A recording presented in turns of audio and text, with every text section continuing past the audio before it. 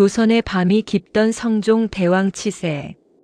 한 집안에 두 개의 태양이 뜨면 가문이 멸할 것이라는 저주가 비극의 서막을 알렸습니다. 버려진 자는 산의 야수가 되었고 남겨진 자는 도성의 그림자가 되었습니다. 같은 얼굴, 다른 운명. 엇갈린 13년의 세월이 다시 맞물리기 시작합니다. 탐욕의 불길 속에서 서로를 구원한 형제. 이제 그들은 붓과 칼이 되어 조선에 일그러진 정의를 바로잡으려 합니다. 두 개의 태양 운명의 사슬을 끈타 일부 시작합니다. 조선의 밤은 깊고 무거웠습니다. 성종 대왕이 치세하던 평화로운 시대였으나 명문가 김판서의 댁에는 기이한 긴장감이 감돌았습니다. 산통 끝에 첫째 아이가 우렁차게 울음을 터뜨렸을 때 집안은 기쁨으로 들썩였으나 곧이어 두 번째 울음소리가 터져나오자 산실은 얼음장처럼 차가워졌습니다. 대대로 내려오는 예언, 한 집안에 두 개의 태양이 뜨면 가문이 멸할 것이라는 저주가 현실이 된 순간이었습니다. 집안의 최고 어른인 조씨 부인의 눈빛은 서슬퍼런 칼날과 같았습니다. 그녀는 갓 태어난 둘째 아이를 내려다보며 일말의 망설임도 없이 비극적인 결단을 내렸습니다. 가문의 안위를 위해서라면 핏줄의 목숨조차 소모품에 불과했습니다. 이 아이는 태어나지 않은 것이다. 이 운명을 산속으로 가져가 묻어버려라. 그녀의 목소리는 차가운 눈발보다 더 시리게 방안을 채웠습니다. 충직한 하인 박서방이 부름을 받았습니다. 그는 평생을 김판서 댁에 몸담아온 노복이었으나 품에 안긴 작은 생명의 온기는 그의 차가운 이성을 흔들어 놓았습니다. 조씨 부인은 그에게 아이를 건네며 다시 한번 강조했습니다. 새벽이 오기 전까지 이 아이가 세상에 없음을 증명하라. 박서방은 떨리는 손으로 아이를 받아들고 어둠 속으로 발걸음을 옮겼습니다. 북한산의 눈보라는 매서웠습니다. 한치 앞도 보이지 않는 백색의 어둠 속에서 박서방은 거친 숨을 몰아쉬며 산을 올랐습니다. 품 안의 아이는 추위 때문인지 아니면 자신의 가혹한 운명을 예감한 것인지 울음조차 멈춘 채 고요했습니다. 박서방의 발이 눈 속에 깊이 빠질 때마다 그의 심장도 죄책감 속으로 깊이 가라앉았습니다. 벼랑 끝 뒤틀린 노송 아래에 멈춰 선 박서방은 차마 아이의 목숨을 제 손으로 끊을 수 없었습니다. 그는 떨리는 손으로 노송의 둥치 사이에 만들어진 작은 구멍에 아기를 내려놓았습니다. 부디 신령님께서 살피시어 이 가여운 목숨을 거두어 주소서. 그는 차마 뒤를 돌아보지 못한 채 눈물 섞인 기도를 남기고 서둘러 산을 내려갔습니다. 그 시각 산 사나이 석쇠는 며칠째 이어지는 굶주림을 해결하기 위해 눈먼 짐승을 쫓고 있었습니다. 짐승의 흔적을 따라 바위 틈을 살피던 그의 귀에 기이한 소리가 들려왔습니다. 바람 소리도 짐승의 울음도 아닌 아주 미세하고 규칙적인 숨소리였습니다. 거칠고 투박한 석쇠의 감각이 그 소리의 근원지를 향해 곤두섰습니다. 석쇠가 노송의 구멍 안으로 손을 뻗었을 때 그의 손끝에 닿은 것은 차가운 눈이 아니라 부드럽고 값비싼 비단이었습니다. 조심스럽게 끌어올린 보따리 안에는 이미 차갑게 식어가는 어린 생명이 들어 있었습니다. 아이는 석쇠와 눈이 마주치자마자 희미하게 입술을 달싹였습니다. 죽음의 문턱에서 피어난 질긴 생명력이 석쇠의 가슴을 때렸습니다. 석쇠는 아기를 품에 안고 자신의 오두막으로 달려갔습니다. 화로에 불을 지피고 꽁꽁 얼어붙은 아이의 몸을 자신의 체온으로 녹였습니다. 김씨 가문의 영광도 비극적인 예언도 이 깊은 산속까지는 닿지 못했습니다. 너는 이제 사람이 버린 자가 아니라 산이 살려낸 아이다. 걱정 마라. 내가 내 아비가 되어주마. 이 험한 산에서 살아남았으니 내 이름은 산이다. 새로 운명이 시작되었다. 숲의 짐승들에게 7살의 산이는 포식자이자 경외의 대상이었습니다. 아이는 이제 소리 없이 낙엽을 밟는 법을 넘어서 대지의 떨림만으로 멀리서 달려오는 노루의 무게를 가늠했습니다. 산이의 눈동자는 숲의 가장 깊은 곳을 닮아 어둡고도 투명했으며 그 안에는 문명화되지 않은 날것의 영특함이 번득이고 있었습니다. 양아버지 석쇠는 산이가 멧돼지의 송곳니를 피해 나무 위로 솟구치는 모습을 보며 마른 침을 삼켰습니다. 산이의 움직임은 사람이 아닌 한 마리 범과 같았습니다. 석쇠는 아이의 발목에 묶인 낡은 천 조각을 보며 한숨 지었습니다. 그것은 7년 전 아이를 감싸고 있던 비단 보자기의 잔해였습니다. 숲이 가릴 수 없는 고귀한 기질이 산이의 온몸에서 빛을 발하고 있었습니다. 그 같은 시각 김판서 댁의 도련님 윤희는 얼음처럼 차가운 침묵 속에 갇혀 있었습니다. 7살 소년이 감당하기엔 너무도 방대한 경전의 문구들이 윤희의 작은 어깨를 짓눌렀습니다. 훈장의 회초리 자국이 종아리에 선명했지만 윤희는 신음 한 번 내지 않았습니다. 그것은 인내라기보다는 자신의 내면을 꽁꽁 얼려버린 아이의 처절한 생존 방식이었습니다. 윤희는 가끔 서책의 글자들이 뒤엉켜 붉은 핏물로 변하는 환각을 보았습니다. 그럴 때마다 가슴 중앙이 타들어가는 듯한 통증이 그를 덮쳤습니다. 아이는 본능적으로 알고 있었습니다. 담장 너머 어딘가 자신과 심장을 공유하는 누군가가 거친 숨을 내쉬며 살아가고 있다는 사실을 말입니다. 그것은 축복이라기보다 저주에 가까운 감각이었습니다. 저택의 어두운 뒤뜰, 김숙과 무불 스님이 은밀한 만남을 가졌습니다. 김숙은 비단 주머니에서 황금을 꺼내 무불의 비루한 손에 쥐어주었습니다. 조씨 부인의 혼을 쏙 빼놓아야 한다. 가문의 대들보가 썩었다고 믿게 만들어야 해. 김숙의 눈에는 탐욕이, 무불의 눈에는 살기가 서려 있었습니다. 두 사람의 음모는 이미 윤희의 발목을 향해 뱀처럼 기어들고 있었습니다. 무불은 조씨 부인을 찾아가 기괴한 부적을 내밀었습니다. 부인, 숲에서 죽은 아이의 원혼이 이 집안의 길을 빨아먹고 있습니다. 가짜가 진짜 행세를 하니 귀신이 노하는 법이지요. 무불의 독설은 부인의 가장 아픈 곳을 정확히 찔렀습니다. 부인은 부르르 떨리는 손으로 부적을 움켜쥐었습니다. 그녀의 마음속에 심어진 의심의 씨앗이 독초처럼 자라기 시작했습니다. 조씨 부인은 이제 윤희를 볼 때마다 사랑스러움 대신 소름 끼치는 공포를 느꼈습니다. 아이의 얼굴에서 7년 전 숲에 버린 그 아이의 잔영이 보였기 때문입니다. 그녀는 밤마다 환청에 시달렸습니다. 갓난아이의 울음소리가 회랑을 타고 들려올 때마다 부인은 자신의 머리카락을 쥐어뜯으며 절규했습니다.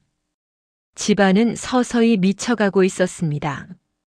어느 날 산이는 숲속 계곡에서 화려하지만 낡은 비단 놀이개 하나를 주었습니다. 그것은 이질적인 세상의 조각이었습니다. 산이는 놀이개의 정교한 매듭을 만지며 묘한 그리움과 분노를 동시에 느꼈습니다. 숲의 아이는 처음으로 자신의 뿌리가 이 흙바닥이 아닐지도 모른다는 의문을 품었습니다. 아이의 본능이 산맥 너머의 거대한 성벽을 향해 고개를 들었습니다. 조씨 부인은 마침내 결단을 내린 듯 윤희를 차갑게 불러 세웠습니다. 내가 진정 나의 손자냐 아니면 원귀가 보낸 껍데기냐?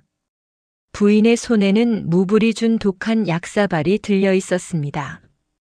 윤희는 할머니의 광기 어린 눈을 피하지 않고 똑바로 응시했습니다.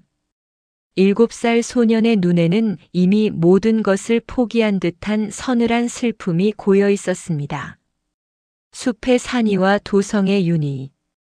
두 아이는 서로의 존재를 모른 채 같은 달을 바라보았습니다. 산이는 바위에 앉아 짐승처럼 포효했고 윤희는 방 안에서 소리 없이 눈물을 흘렸습니다. 똑같은 얼굴을 한 두 소년의 운명은 김숙의 음모와 부인의 광기라는 거센 파도를 타고 서로를 향해 소용돌이치며 다가오고 있었습니다. 운명은 산이를 가만두지 않았습니다. 아궁이에서 타버린 서책의 잔상은 산이의 가슴 속에 뜨거운 갈증을 심어주었습니다. 결국 산이는 석쇠가 잠든 틈을 타 핏줄이 이끄는 본능에 몸을 맡긴 채 한양의 성벽을 넘었습니다. 숲의 그림자를 두른 소녀는 거대한 저택의 담벼락 위에서 비릿한 피냄새와 함께 자신을 부르는 기묘한 고동 소리를 느꼈습니다. 정원의 깊은 그늘 속에서 산이는 보았습니다. 달빛 아래 앉아 서글프게 그를 은쪼리는 자신과 똑같은 얼굴을 한 소년을. 그 소년 윤희는 마치 영혼을 빼앗긴 인형처럼 창백했습니다. 두 소년의 시선이 공중에서 마주친 순간 시간은 얼어붙었고 숲의 바람과 도성의 공기가 하나로 뒤섞였습니다. 그것은 거울 속에 갇혀있던 또 다른 자아와의 충격적인 조우였습니다.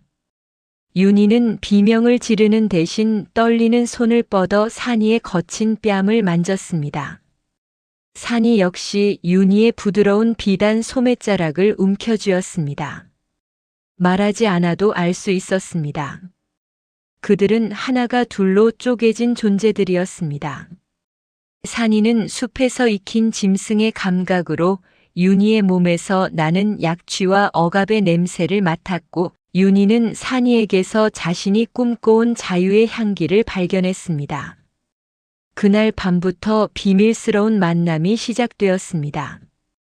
윤희는 산이에게 가문의 서고에서 몰래 가져온 서책을 펼쳐 보이며 정갈한 문장을 가르쳤습니다.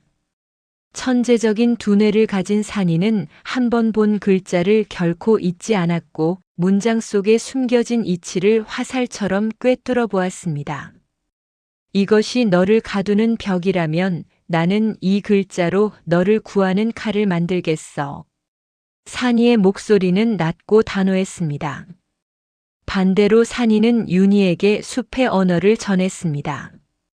바람의 방향으로 적의 위치를 파악하는 법, 소리 없이 기척을 지우는 법, 그리고 독초와 약초를 구별하는 생존의 지혜를 말입니다. 윤희는 산이의 가르침을 받으며 서서히 창백한 안색을 회복해 갔습니다. 두 소녀는 밤마다 지식을 나누며 서로의 빈틈을 메워나갔고 가문을 둘러싼 거대한 음모에 맞설 힘을 길렀습니다. 그러나 어둠 속에서는 독사들이 혀를 낼름거리고 있었습니다. 김숙은 무불 스님과 함께 사랑채 깊숙한 곳에서 은밀한 대화를 나누고 있었습니다. 부인의 정신이 반쯤 나갔으니 이제 종친들에게 가문의 재산을 관리할 대리인을 내세우라 압박하면 됩니다.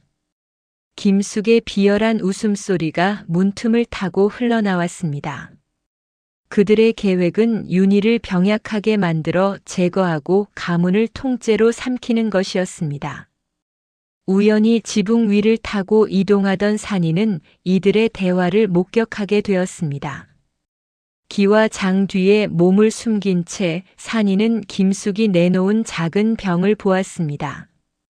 그것은 매일 밤 윤희가 마시는 보약에 몰래 섞어 넣는 만성 독약이었습니다.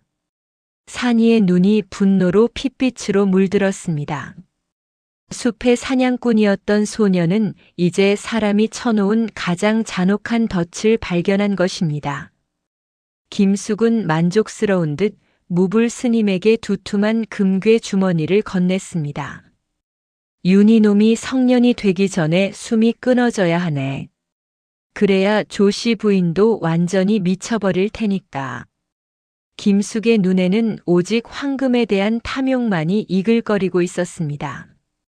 그는 가문의 핏줄 따위는 안중에도 없었고 오직 자신의 권력을 위해 조카의 목숨을 제물로 삼으려 했습니다. 산이는 번개처럼 정원으로 내려와 윤희에게 달려갔습니다. 그 약을 마시지 마. 그들이 너를 죽이려 해. 산이는 윤희의 어깨를 거칠게 붙잡으며 외쳤습니다. 갑작스러운 진실 앞에 윤희는 온몸을 떨며 바닥에 주저앉았습니다. 자신이 믿었던 집안 사람들이 자신을 서서히 죽이고 있었다는 사실은 소년에게 감당하기 힘든 공포였습니다. 울지 마라. 내가 왔다. 산이는 윤희의 손을 꽉 쥐었습니다. 거친 손과 고운 손이 하나로 맞잡혔습니다. 숲의 천재성과 도성의 지식이 결합하는 순간이었습니다. 두 소녀는 이제 더 이상 숨지 않기로 맹세했습니다.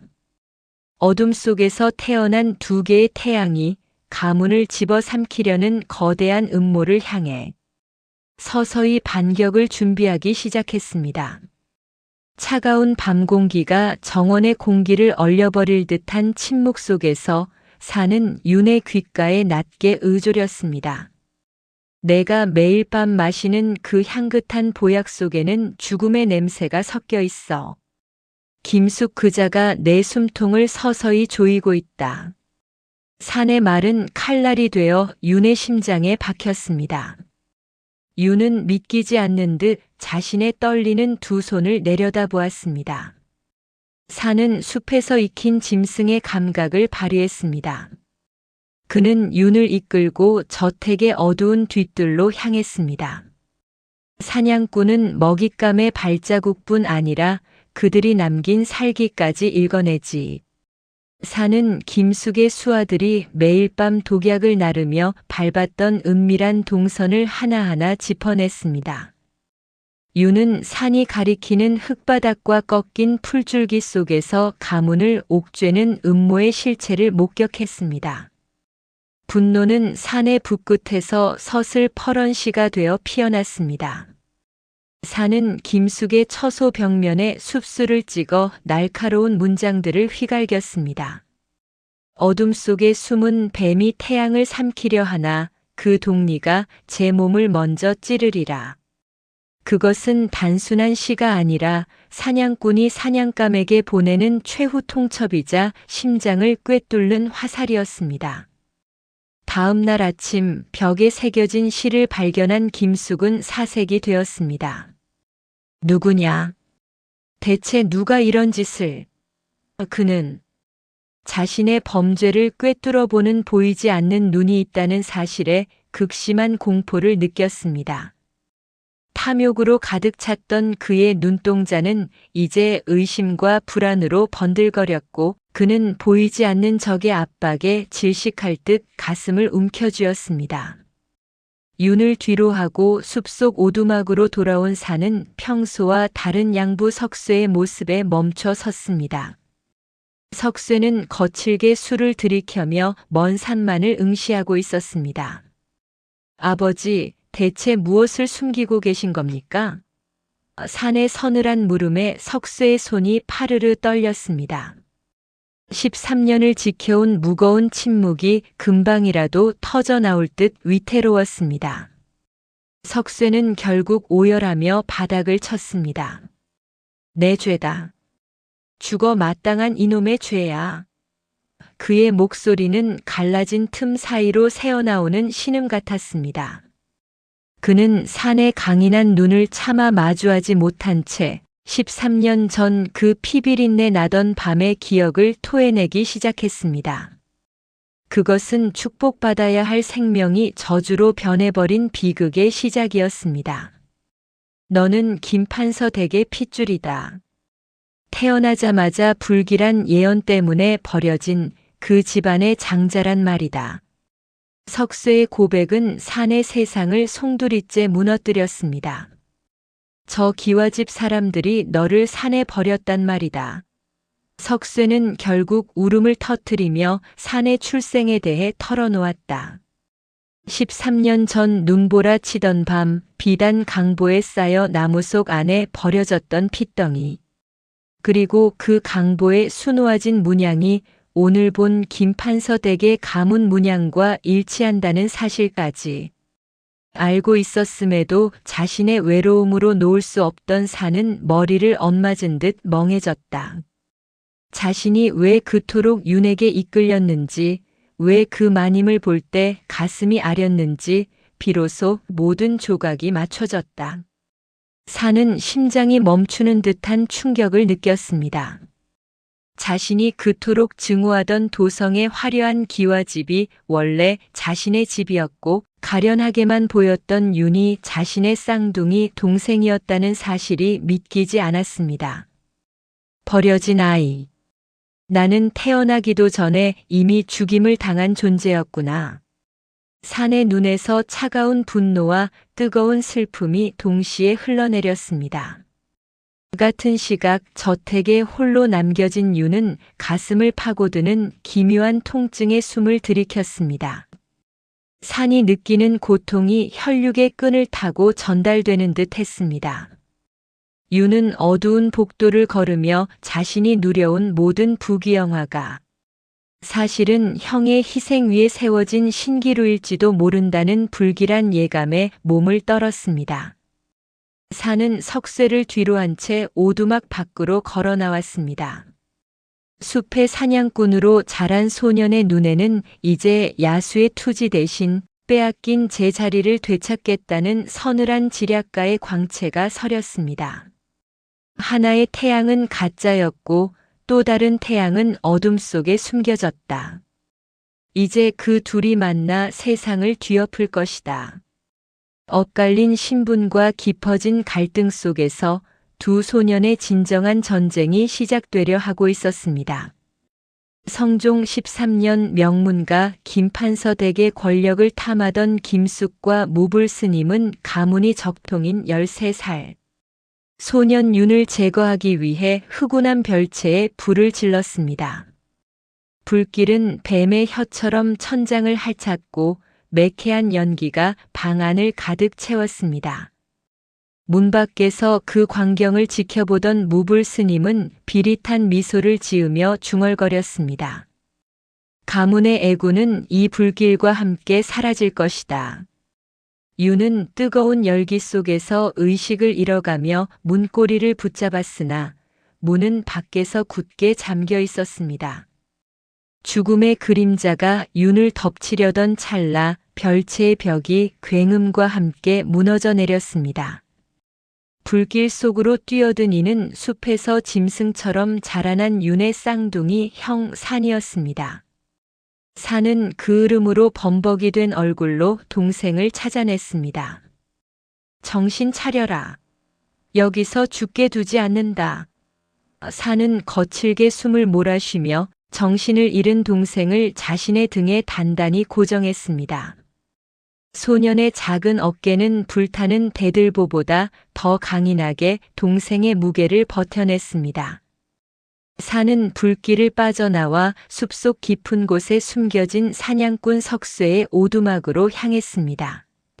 석쇠는 피투성이가 된 채 돌아온 산과 그와 얼굴이 똑같은 또 다른 소년을 보고 경악을 금치 못했습니다. 이게 어찌 된 일이냐? 산아, 이 아이는 대체 누구란 말이냐? 산은 거친 숨을 내뱉으며 윤을 침상에 눕혔습니다. 내 형제입니다. 이제부터 이 아이는 이곳에서 숨겨주십시오. 석쇠는 떨리는 손으로 두 소년의 얼굴을 번갈아 보며 거대한 운명의 소용돌이를 직감했습니다. 윤이 안정을 되찾자 산은 중대한 결심을 내렸습니다. 저들이 너를 죽이려 했으니 이번엔 내가 저들의 심장을 노리겠다. 산은 윤이 입고 있던 비단 도포를 걸치고 머리를 단정히 묶었습니다.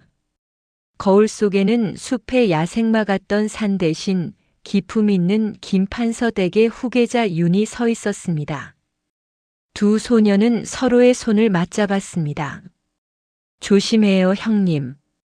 윤의 짧은 당부에 산은 서늘한 미소로 답하며 어둠 속으로 몸을 던졌습니다. 윤의 모습으로 돌아온 산은 당당히 김판서 댁의 대문을 넘어섰습니다. 그를 맞이한 가문의 어른 조씨 부인은 평소와 다른 손자의 분위기에 의아함을 느꼈습니다. 살아 돌아왔느냐? 그런데 내 눈빛이 어찌 이리도 날카로운 것이냐? 산은 무릎을 꿇고 고개를 숙였으나 그의 목소리에는 서늘한 기운이 서려 있었습니다. 지옥의 불꽃을 보고 오니 세상이 전과 달라 보일 뿐입니다, 할머님. 조씨 부인은 싸늘한 살기를 내뿜는 손자의 모습에 뒷덜미가 서늘해졌습니다. 그리고 그날 밤 아무도 예상하지 못한 일이 벌어집니다. 모든 것이 바뀌게 되는 그 순간, 그 이야기는 2부에서 이어집니다.